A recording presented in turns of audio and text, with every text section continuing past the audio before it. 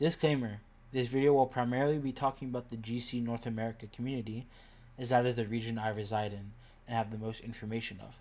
But my hope of this video is to have more orgs invest globally rather than just in one specific region. Game Changers has been a topic of discussion in the Valorant community for both good and bad reasons. Recently, a Soul Chains tweet was posted discussing how there is no longer as much investment in Game Changers Japan.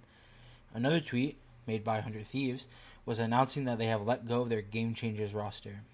Following suit, Sentinels have revealed that their roster will now be competing in the Game Changers North American Swiss stage.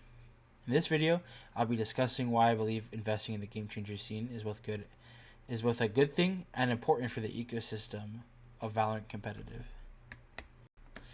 The biggest focus of the Game Changers scene is providing a safe space for marginalized genders to compete in. Game Changers serves as an entrance point for a lot of the trans/non-binary community, as they are scared to compete in premier or co-ed teams due to the fear of being judged/misogyny, which unfortunately is a big problem in the Valorant community. By providing a safe space, it allows them to play with people who make them feel comfortable and seen. It allows the players to grow and refine themselves before jumping into higher levels of play, whether that is Premier, Tier 3 events, or Tier 2 in the case of Shopify Rebellion Gold, Team Liquid Brazil, and Crew Blaze. That isn't even including others who have been on that journey.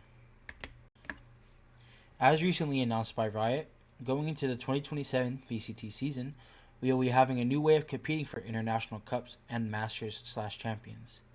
This in itself is already a bridge for Game Changers teams to compete in the scene and push towards competing in VCT. Open qualifiers are going to be how teams qualify to internationals. This is a good thing for the Game Changers scene in multiple ways. A big one being that this now allows Game Changers teams to compete alongside co-ed rosters and try to qualify for internationals, and it's no longer just through Premier. As seen across multiple regions, we now have Game Changer teams getting into their respective Tier 2 ecosystems. At least in North America, the average skill level in the Game Changer scene is constantly being raised. This is important in any competitive ecosystem because when the average skill level of a region rises, it then ripples towards the top and forces the teams on top to get better to maintain the status of a top team. I truthfully believe there are multiple GC teams that can compete with top Tier 3 teams and Tier 2 teams. They just need an org that will invest in them and support them. In October of 2025, FlyQuest Red put out a tweet hosting open tryouts for their Game Changers team. This was a huge success, as now FlyQuest has one of the strongest rosters going into the North American Swiss stage, even winning this year's kickoff. A big reason this was a success is with how it was hosted. A lot of players got the opportunity to play with each other. This tested both teamwork and just overall player dynamics with each other. So not only does FlyQuest have a very strong mechanical roster, but the team has a very healthy dynamic that allows the process of improving and working together to be way easier. This is important in not only Game Changers scene, but even in general. In Game Changers, people play for multiple reasons. Some do it because they want to chase the glory of being the best. Some want to be in the scene and take a more casual approach and just see how it is. And some, they just want to play for fun with their friends. It's important to find those who are passionate and link them up with others who feel the same way.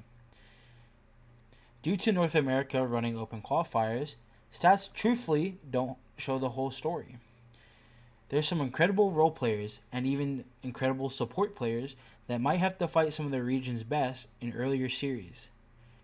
Giving more players the opportunity to prove themselves and have something to work towards is a healthy goal for most players, and this motivates them.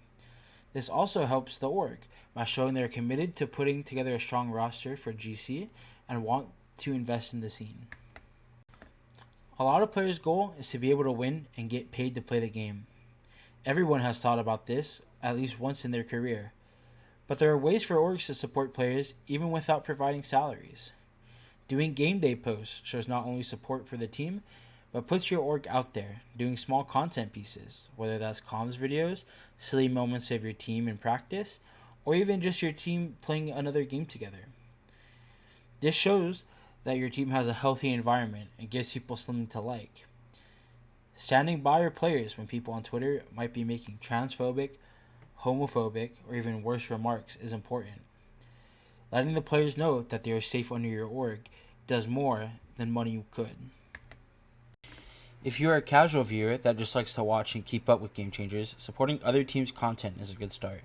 Even if it's just a click and you watch some of it, or just liking a tweet, it helps it get seen by others and pushes it out on the algorithm for more people to see.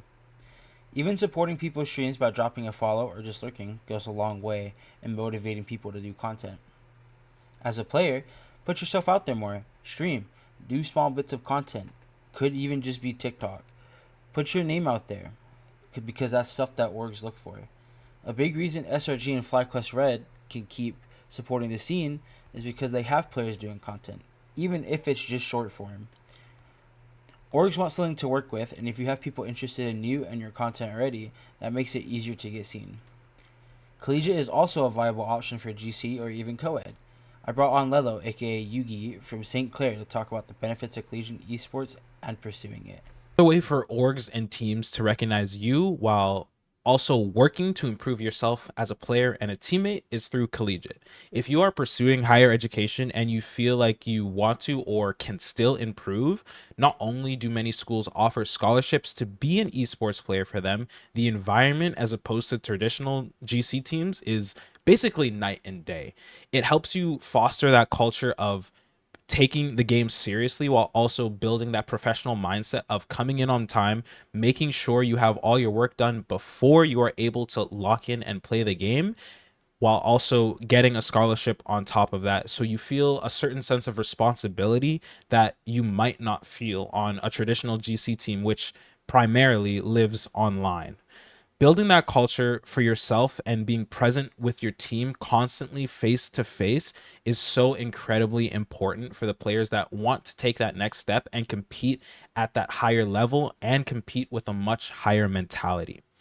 If your school has no GC team, you be that difference maker, you be that outlier, and you rally everyone you possibly can get to your school to be able to play and compete under that banner. Thank you for that, Lilo.